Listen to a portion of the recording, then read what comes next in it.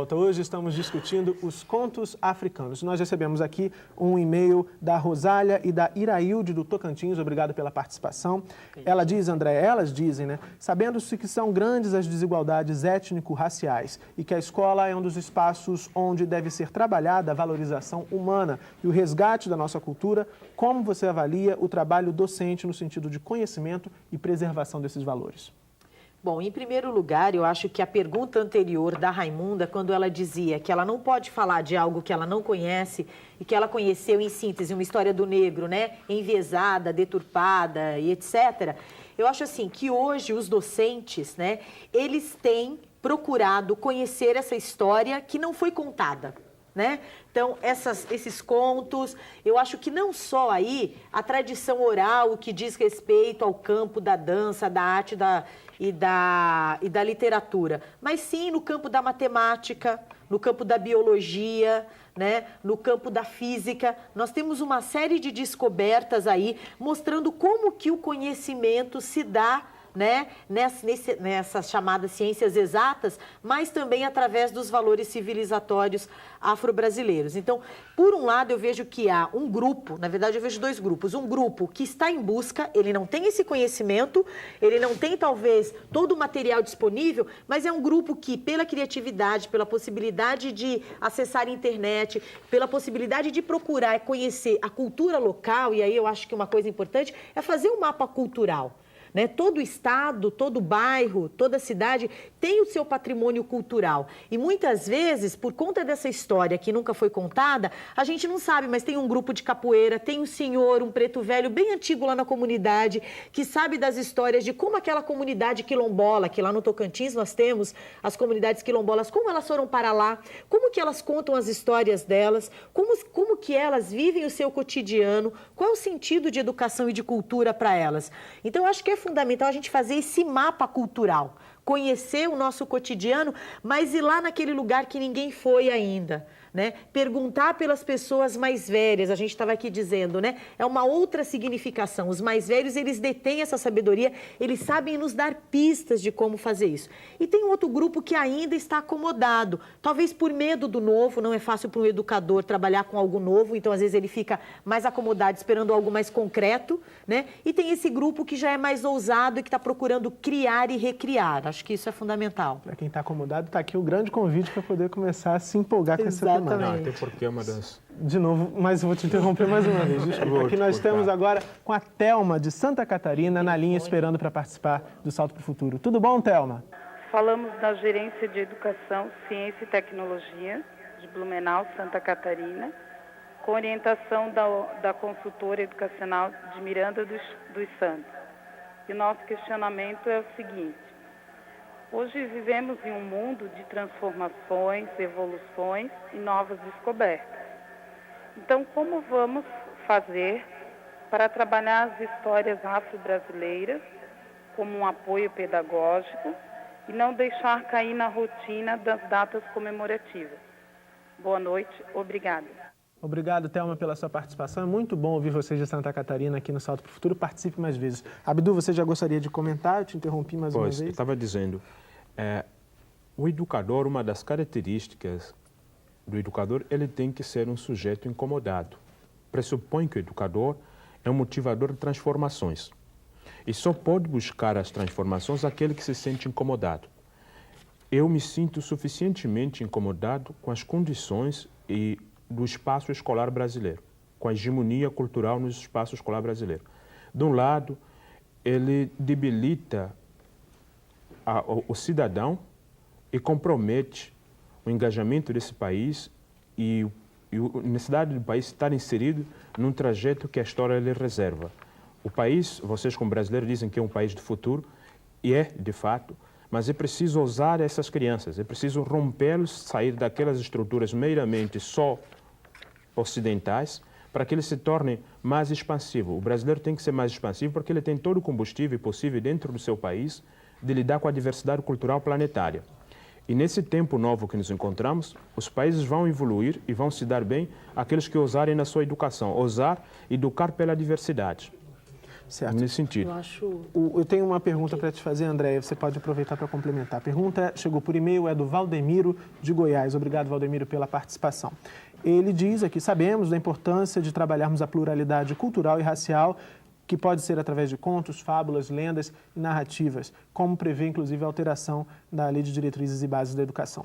E Valdemiro quer saber o que pode ser feito para que esse trabalho não venha entrar em conflito com algumas religiões que muitas vezes são barreiras para a disseminação do conhecimento dessas culturas. Essa deve ser uma questão muito presente pelo Brasil afora, né, André? Eu acho que é uma questão muito presente porque o Brasil é um país católico, né?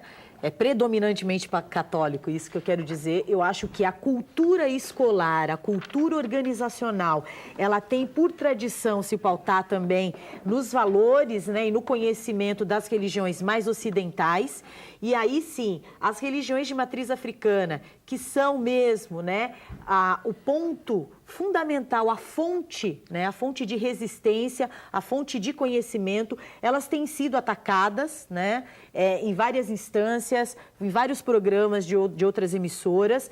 Então, eu acho que é importante, eu sempre, quando faço oficinas, e a autora que escreveu juntamente comigo, a Ana Lu Silva, a gente tem se deparado com essas perguntas, e o que a gente diz é o seguinte, né, quando a gente leva os mitos... Quando a gente faz, né, uma dinâmica contando as histórias, os mitos, os professores leem, eles interagem, eles encenam, eles dançam, eles cantam.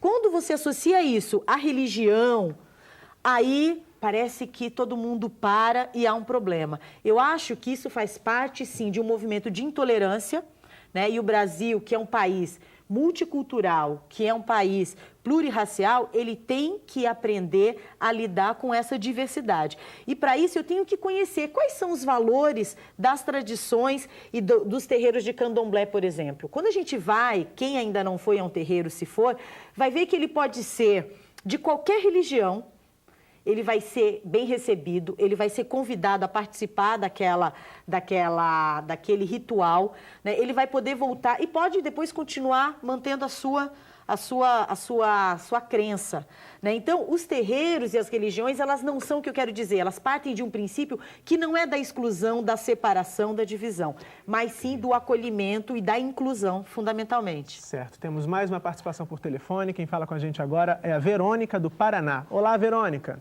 Boa noite. Meu nome é Verônica, do SESC de Paranavaí. Gostaria de fazer uma pergunta do cursista Rafael. A leitura dos contos africanos certamente irão despertar um sentimento preconceituoso nos alunos, devido à sua origem. É possível fazer uso dos contos africanos com o meio de diminuir ou eliminar esse preconceito? Como? Ok, Verônica. E Rafael, obrigado pela participação aqui no Salto. Júlio, por favor. Eu acho assim que, na verdade, o trabalhar a prioridade, a base de trabalhar constantemente, a professora de Santa Catarina fez essa pergunta, por quê? Leva você a adquirir assim, um respeito pelo outro. Porque você só consegue respeitar o outro se você o conhece, não pelos estereótipos. Tocou esse assunto da religião. As pessoas começam a fantasiar sobre isso, sobre ser negro, ser macumba. Não, nada disso. Eu acho que quando você trabalha a questão através dos contos, ou seja, da cultura, da alimentação, você até descobre a contribuição, porque o Brasil ainda vive muito com relação ao negro, aquela contribuição do folclórico. É o esportivo, é o alimentar, e se você olhar a história do Brasil, por que você pesquisa tanto? Por que você tem que conhecer tanto, trabalhar essa coisa dos contos, das narrativas, da alimentação? Porque você vai descobrir que a África está mais dentro da história do Brasil e do cotidiano do brasileiro do que muitos brasileiros não negros querem admitir. Eu queria acrescentar. Abdu, só um minutinho. A gente já está chegando no finalzinho do salto. Hoje o tempo foi curto para tantas perguntas. Gostaria que você acrescentasse, por favor, e fizesse também as suas considerações finais já sobre o que discutimos hoje. Perfeito. Eu queria acrescentar o seguinte. Esse fator de associar a África à religiosidade, ela tem dificultado, tem anulado, cancelado a possibilidade do diálogo entre povos. Alguns pensam que os africanos são menos cristãos do que os brasileiros. O que poucos brasileiros conseguem imaginar que bem antes do Brasil ser descoberto, no caso de Angola, o Ndingankuvo, que era um rei do Congo, já havia se convertido ao cristianismo. Ou melhor, o cristianismo, no meu caso, para minha família, predata antes da existência do Brasil. Mas eu, como ser humano, carrego minha cultura. Essa cultura não é diversa ao plano de salvação de Deus. Eu reconheço que, na conjuntura de coexistência de culturas no Brasil, O afro-brasileiro sobreviveu a partir dos terreiros. Os terreiros é o mesmo endereço, a mesma referência da religiosidade. Então, sempre que nos dirigimos a uma escola, é muito comum a escola pensar que a cultura africana é religiosa. Até porque as produções intelectuais desse país, os antropólogos desse país, muitas das vezes associam que tudo que é produção africana é um culto a uma divindade, no caso das máscaras africanas. Em São Paulo, nós oferecemos uma exposição gratuita para as escolas negaram, porque na cabeça daqueles nossos interlocutores seria uma exposição da Umbanda da primeira classe, Umbanda pesada na escola. Então, quer dizer, era a minha humanidade que estava sendo negada. É além dos conceitos, muitos dos contos, hoje, nós, africanos de São Paulo, os contos que temos a narrar no espaço escolar são contos profanos africanos. Existe o indivíduo que é profano, o ateu africano, que não acredita nem mesmo nos valores religiosos africanos. Então, o que nós estamos buscando nesta mesa é um processo de humanizar, estamos nos humanizando, nos educar a coabitar no mesmo espaço.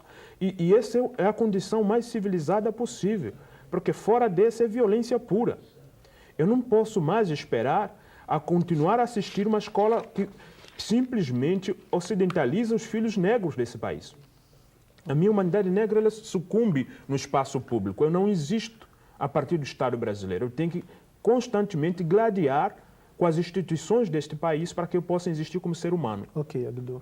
Muito obrigado pela participação. Júlio, por favor, suas considerações finais. Eu acho assim que qualquer discussão sobre esse assunto nunca ser 1 hora, 2 horas, 3 horas, porque na verdade você vai trabalhar, começa a falar da questão racial, especificamente dos negros, e você acaba falando de outras etnias, porque o Brasil tem talvez essa possibilidade única de uma convivência mais ou menos harmoniosa de várias etnias e várias culturas diferentes.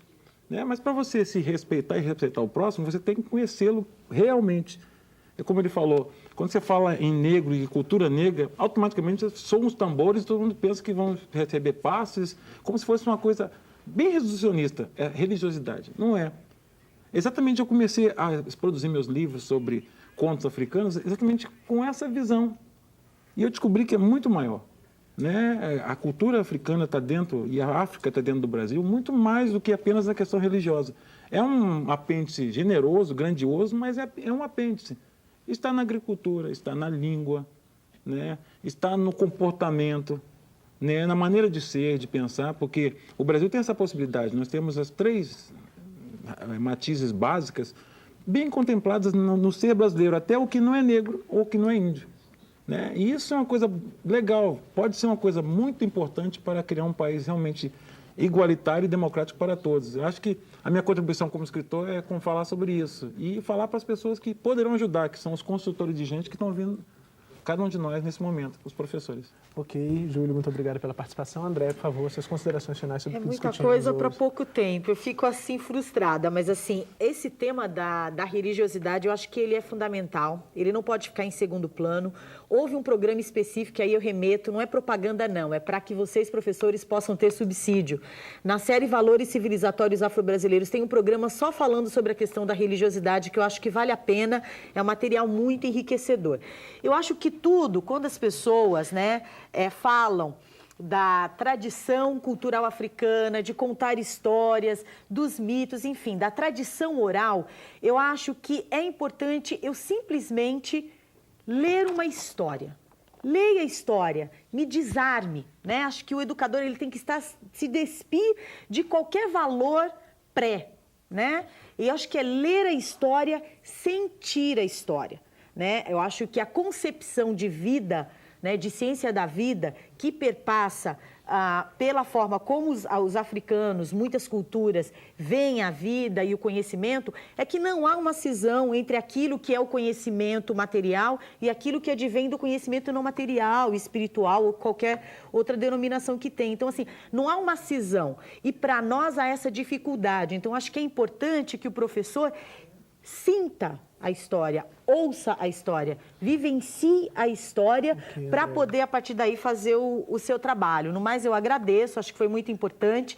Esse diálogo pode continuar por e-mail, eu acho que é fundamental. Ok. O pessoal que quiser continuar o diálogo, entre em contato com a produção aqui do Salto para o Futuro.